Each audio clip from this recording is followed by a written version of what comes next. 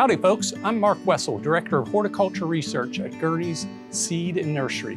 This week I'll be answering questions from you guys about your biggest garden challenges, from how to grow bigger garlic to best practices for overwintering. If you have a gardening question you'd like me to answer, drop us a message at gurneys.com/page/dig-in. Okay, let's dig in.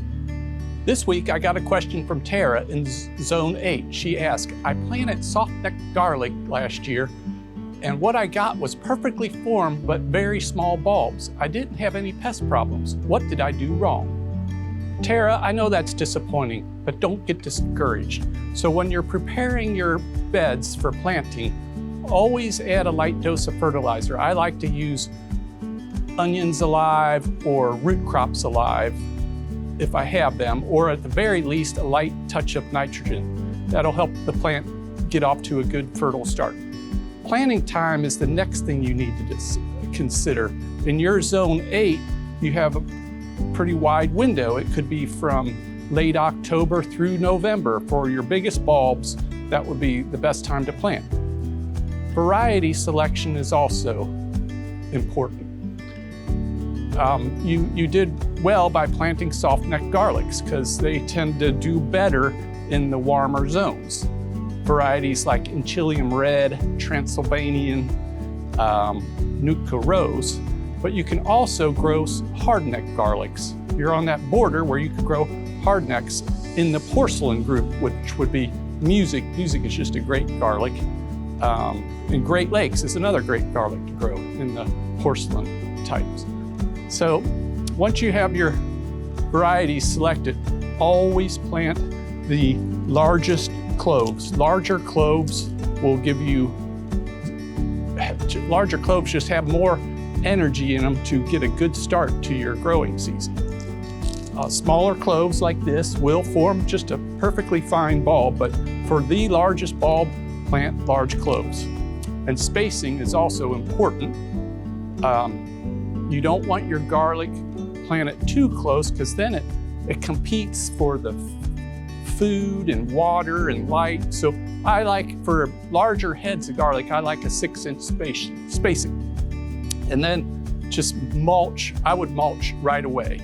That'll help keep the moisture levels consistent and keep winter annual weeds down. And also water it in right away. Right when you're finished planting, water it in so those garlics initiate rooting quickly. The following spring, when plants start to actively grow, you can feed them again. If you can do a liquid or granular food, whatever you have. And if you're watering a bunch, you'll be leaching that fertilizer out quicker, so you could split your fertilizer applications up through the season. And then after that, through the summer, just keep it weeded and watered. And then finally, if you're growing hardneck garlic, cut the scapes off. The scape is the flower stem that comes up at the top and it'll curl. I cut mine off pretty quickly because I like to eat them. A lot of people eat them.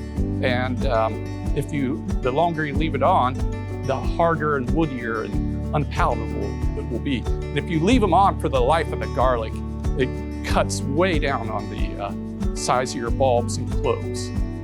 Next up, Denise and Gift in Zone 7 ask, we have apple trees and thornless blackberry plants that grow in pots. What do we do with them in the winter? This is a common question right now. First, don't be too anxious to bring or protect these pots. Let them experience several light freezes so it sends them into dormancy. The apple tree in particular will lose its leaves. Blackberries are sometimes more reluctant. And after they've gone into a dormancy, you can bring them into an unheated garage. If you can handle the pots to move around, bring them into an unheated garage, but make sure you keep an eye on the water. You won't have to water them all the time, but when they're in the garage, they're not getting any outside rain. Or you can pull them up against the side of your house and heel them in with leaves to protect the pots. You really don't want the roots, bases, the pots to freeze. A shady spot is best because you don't want that winter sun cycle, you know, the freezing and thawing, that really contributes to tissue death in the plant. Support, like especially with your apples, support that tree. You don't want it laying over on the ground because rabbits really love eating the bark on apple trees, especially young trees. And now if these pots are too big to bring in, and you have them out in the garden, you can still dig a hole and set the pot down in there. And that would be particularly good for the apple. The blackberry, you can do that, but sometimes they're a little less hardy. You could take it out of the pot or tip the pot over and just cover it with leaves. I've done that with fig trees and it works great. You can wrap the blackberry with some fabric and then cover it with leaves. Just a little protection on your blackberry would be good. And just make sure they're staying watered through the winter. And finally, from Ruth in Zone 9, how do I winterize my strawberry plants? Ruth, in zones 8 through 10, you don't really have to do much winter protection. You might want to mulch for soil retention. And if they're newly planted plants, it would be good for preventing frost heaving, so the ground freezing and thawing and heaving your plants out of the ground. In zone 7 or colder, you want to wait till the plants are dormant. That requires them to get frozen several times. Usually where I am in southern Ohio, that would be December, late November. It all depends on the weather. So when the plants are finally dormant, you can use 2 to 4 inches of straw for mulch. Just spread it out over the bed, nestle it in around the plants, have a little bit on the top of the plants. If you want, you can also use frost blanket. This, you just open it up and lay it out over your patch and pin it down.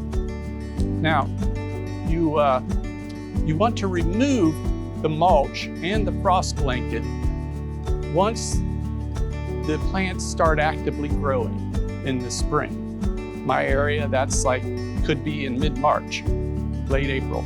In colder zones like zone 5 and colder, you can use both. So put your straw down and then cover it with a frost blanket. Other folks have asked about strawberries in containers. Those you really need to, in your zone, zone 9, they should be fine. 8 through 10, strawberries in container are fine, but colder zones, really, you should protect them by putting them in your unheated garage again, or just heeling them in somewhere. Just keep them out of the inclement weather. I hope that's helpful. If you have a garden question you'd like me to address in a future video, send us a message through the forum on our website at gurneys.com/pages/dig-in. Until next time, happy gardening.